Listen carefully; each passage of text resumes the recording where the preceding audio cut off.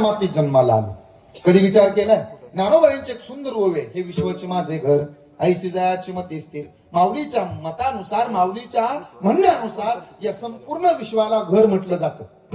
मग जर हे विश्व घर असेल तर घराचा प्लॅन सुद्धा तुम्हाला माहिती असला पाहिजे.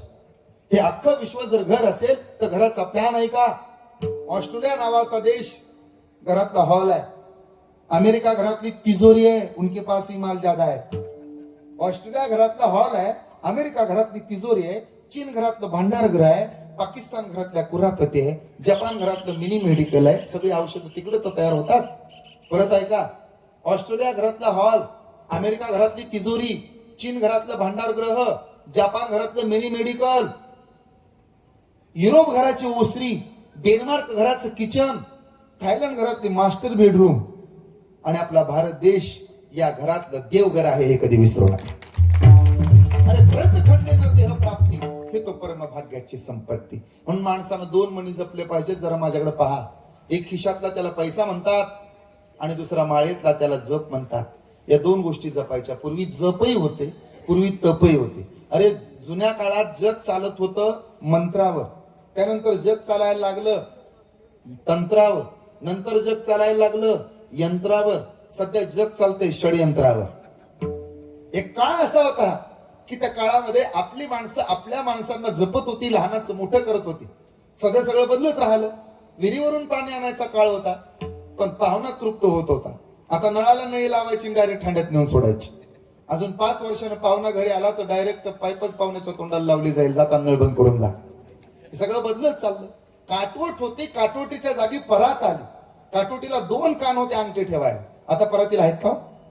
परातीला कान आहेत का? तरी तुमचं लेकरू म्हणतं, म्हातारे तुझ्या हाताला चव नाही, माझ्या बायकोच्या हातच्या भाकऱ्या छान लागतात. माय म्हणली, बाळा तुझ्या बायकोच्या हाताला चव नाही, पायाच्या 2 अंगठ्याला जास्त चव आहे. बघाचा भाकऱ्या थापताना तिच्या पायाचे 2 अंगठे परातीत कुठे असतात. ते जपही राहिले नाही आणि तपही राहिले नाही. पूर्वी आशीर्वाद लागायचा त्याचं कारण जप होतं, आणि पूर्वी शाप लागायचा त्याचं कारण तप होतं. आता आशीर्वादही लागत नाही आणि कोणाचा शापही लागत नाही. का बरं? जप नाही आणि तप नाही. पण माणसानं 2 मणी जपले पाहिजेत. एक खिशातला आणि दुसरा माळेतला. माझ्याकडे पहा जरा. माळेतला मणी आत ओढायचा असतो आणि खिशातला मणी बाहेर सोडायचा असतो. परत ऐका, पुण्य असं आत ओढायचं असतं आणि पाप असं बाहेर ढकलायचं असतं. म्हणून कीर्तन करायचं दर्शन रिकाम्या हाताने घ्यायचं नसतं. हरिमुखे म्हणा, हरिमुखे म्हणा. संतांचा परमार्थ एका पारड्यात आणि आपला परमार्थ एका पारड्यात. तर मला असं वाटतंय पारडं सुद्धा राहायचं. परमेश्वर महाराज संतांचा परमार्थ किती चांगला होता. शिंक जांभई खोकला, बसी तुकाची वेळ वाया गेली. माझ्या माय मावल्यानो 3 गोष्टी तशा मिळत नाहीत. 1 नाव, 2 पैसा आणि 3 भगवंत. या 3 गोष्टी प्राप्त करण्याकरता जीवाचं रान करावं लागते. माणसाचं नाव काय तसं मोठं होतं आणि स्वतःचं नाव मोठं करण्याकरता पायाला भिंगरी बांधावी लागते. जिभेवर साखरेचं पोतं ओतावं लागतं. लोकांनी दिलेले शिव्या, लोकांनी केलेले अपमान, लोकांनी दिलेले शाप सगळे झेलावे लागतात. स्वतःच्या आयुष्यावरती तुळशी पत्र ठेवावं लागतंय. Sacrification is the second name of the life. हे स्वीकारावं लागतं, तेव्हा नाव मोठं होतं. माणसाचं नाव काय कसं मोठं होतं? माणसाचं नाव मोठं होत नाही. आता दुर्दैवानं काय झालंय आमच्या सुद्धा, काल पोरग वारकरी संप्रदायात टाकलं ना, संस्थेत टाकलं की त्याच्या बापाला वाटते दुसऱ्या दिवशी ते इंदुरी करवा. असं कसं होईल? तूप खाल्ल्यावर लगेच रूप येतं का? जरा क्षमा मागतो माय मावल्यानो. लग्न झाल्या लगेच पुरीला आजी होता येतं ना. अहो त्यासाठी तिचं लग्न व्हावं लागेल, तिला लेकरू बाळ व्हावं लागेल, ते मोठं व्हावं लागेल. मग त्या पप्यानं म्हातारीला हाताखालनं आपलं ते त्याला लेकरू बाळ व्हावं लागेल. मग ते आजी म्हणाल ना, काल माळ घातली की लोकांना वाटते परवा दिवशी देव दिसावा. असं कसं चालेल? सज्जन हो, अनेक प्रयत्न करून सुद्धा नाव मोठं होत नाही. एक लक्षात ठेवा, नाव मोठं करण्याकरता माणसाला सगळा त्याग करावा लागतो. ज्या ज्या माणसांची नावं मोठे आहेत ना, त्यांचं आयुष्य पहा. 2-2 तास झोपी जाणारी लोक आहेत. स्वतःच्या कुटुंबाला वर्ष न भेटणारी लोक आहेत. नाव तसं मोठं होत नाही. नाव मोठं होण्याकरता फार मोठा संघर्ष असावा लागतो. नाव तसं मोठं होत नाही. स्वर्गीय गणपतराव देशमुखांच्या आयुष्यातला एक सुंदर प्रसंग आहे. झालं असं, नाव काय तसं मोठं होतं. आमदार झाले होते. 1978ला मंत्रीपद मिळालं होतं. ग्रामविकास मंत्रीपद त्यांच्याकडे होतं. एवढं मोठं मंत्रीपद असताना एके दिवशी न्याय आणि सामाजिक मंत्रीपदही असताना, कॅबिनेट मंत्रीपदावर असताना मंत्रालयामध्ये एक पत्रकार समोर आला. आबासाहेबांच्या समोर येऊन उभा राहिला. पत्रकारानं स्वतःच्या हातातला माईक आबासाहेबांच्या समोर धरला. म्हणे, आबासाहेब एक प्रश्न आहे. काय?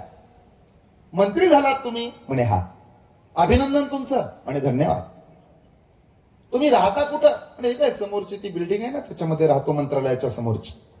का? सकाळी मंत्रालयात, संध्याकाळी मंत्रालयात काम झालं की फक्त तिथं जाता? मग सांगोलीला जाणं होत नसेल आबासाहेब तुम्हाला?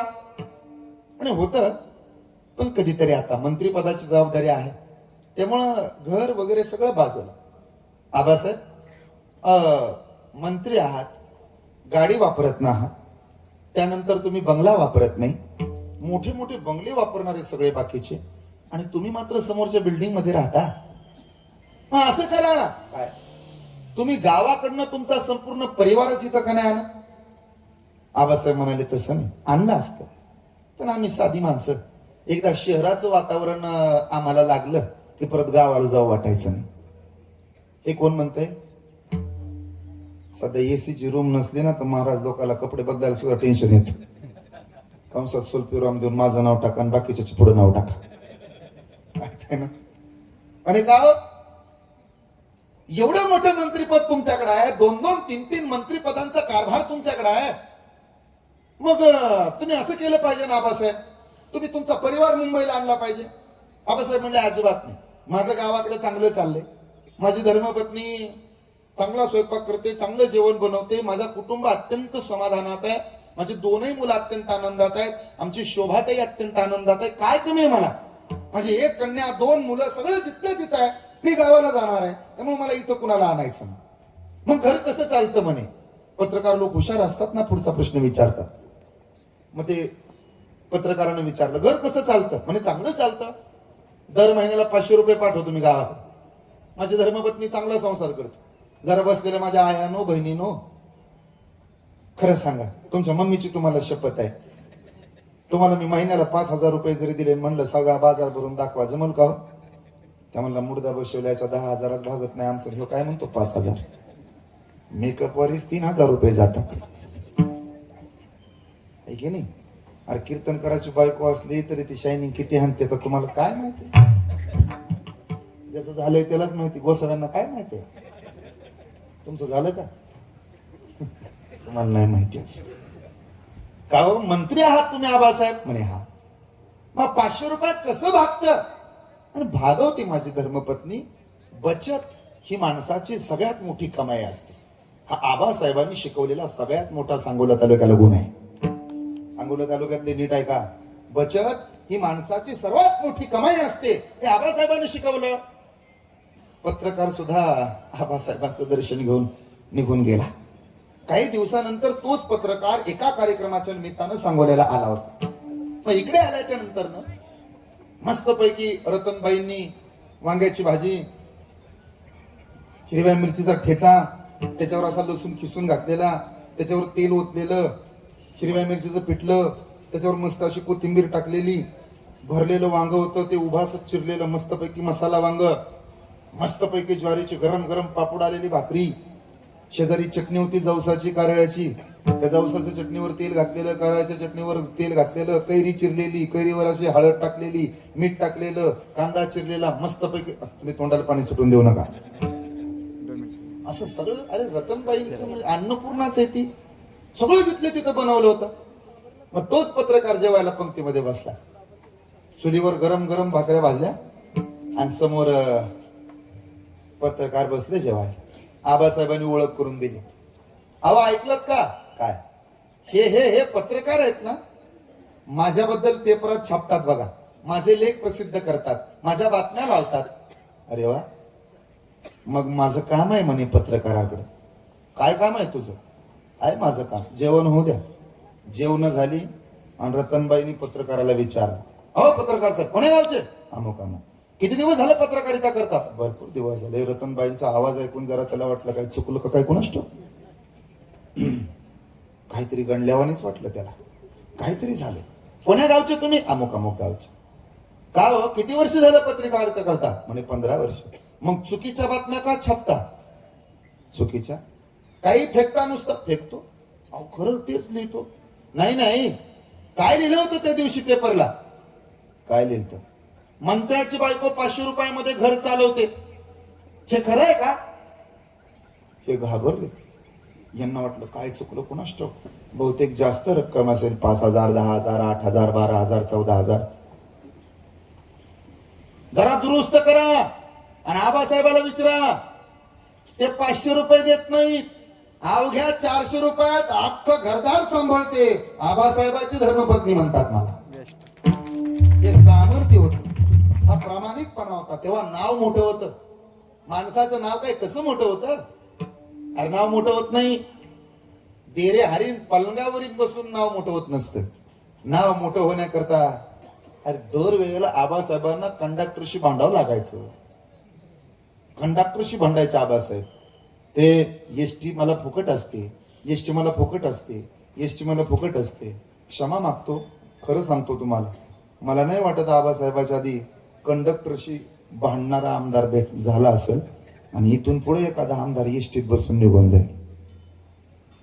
हा आपल्याला एसटी देते, जावा जावा पंढरपूरला जावा, एसटी देतो. आणि तुम्ही छे छे आम्हाला वेळ नाही, आम्ही तुम्ही जावा एसटीत बसू. पण आबासाहेबांनंतर असा महामेरू मात्र नाही. नाव काय तसं मोठं होतं? नाव मोठं होण्याकरता संघर्ष करावा लागतो. 2, संपत्ती काय तशी मिळते? संपत्ती मिळण्याकरता जोडून या धन, उत्तम व्यवहारे, उदास विचारे वेच करी. लक्षात राहू द्या बसलेले, संपत्ती मिळवताना एवढी चांगली संपत्ती मिळवली पाहिजे की त्या संपत्तीनं आपल्याला समाधान दिलं पाहिजे. खऱ्या श्रीमंताची व्याख्या जरा बसलेले पाठ करून ठेवा. माझं एक एक वाक्य तुमचं आयुष्य बदलवून टाकल. ज्याच्या अंतुरणासोबत झोप आहे, ज्याच्या अन्नासोबत भूक आहे आणि स्वतःच्या उंजळीतलं दुसऱ्याला दान देण्याचे दानत आहे ना, तो जगातला खरा श्रीमंत आहे. पैसा तसा मिळत नाही. धन मिळवण्याकरता ही संघर्ष आणि मनामध्ये प्रामाणिकपणा असावा लागतो. अरे 5 रुपयाचा ठोकळा पडला तर तासभर त्याच्यावर पाय देऊन उभा राहणारे आपण अवलादे होते. किती स्वाभिमानी असतील, किती प्रामाणिक असतील. मंत्रालयातली रद्दी विकली आणि त्या रद्दीतनं आलेलं लाईट बिल भागवणारा एक महामेरू. किती मोठे प्रामाणिकपणा, स्वाभिमान याला म्हणतात. एक लक्षात ठेवा बसलेले, आबासाहेबांच्या विचारानं प्रेरित झालेले आहात तुम्ही. बाबासाहेबांवर, आमदारांवर प्रेम करणारी मंडळी आहात तुम्ही. शेतकरी कामगार पक्षावर नितांत श्रद्धा असणारी मंडळी आहात तुम्ही. जरा तुमचे कान मला द्या. माणसाच्या खिशात आयत्या मिळालेल्या 1 लाखाच्या बंडलापेक्षा घामाच्या धारेनं भिजलेली 100ची नोट असावी, ती जास्त समाधान देऊन जाते. हे शिकवलंय या परिवारानं आपल्याला. आपण विसरून कसं चालेल? पैसा काय तसा मिळतो? लबाडीनं मिळवलेलं धन टिकत नाही. मी नेहमी सांगतो, वासनेत बरबटलेलं मन, व्यसनाच्या अधीन गेलेलं आपलं हे तन आणि लबाडीनं कमवलेलं धन टिकत. तिथं गिराईक लागलं पण ते चोरच होतं. मग दोघांचा व्यवहार सुरू झाला. द्यायची का गाडी? मग कशोला मांडली का? चांगले आहे का? 1 नंबर आहे. किमतीचं बोला? 57,000. कमी जास्त? रुपया नाही. चावी द्या? कशाला? ट्रायल घेऊन आलो. लवकर या. पुन्हा नाही आलं. मग आजूबाजूच्या विचारलं, चांगली होती मोटरसायकल, आम्हाला आवडली होती, पसंत पडली होती, आम्ही नेणारच होतो, एक मदत कराल? काय भावानं दिली सांगाल का? तो म्हणे ज्या भावानं आणली ना त्याच भावानं दिली. रुपया सुद्धा आगाव घेतला ना. ते लबाडीचं धन. अरे स्वतः तुकोबानं सांगावं, म्हणून या संग खोटा त्याचा, म्हणून या संग खोटा त्याचा.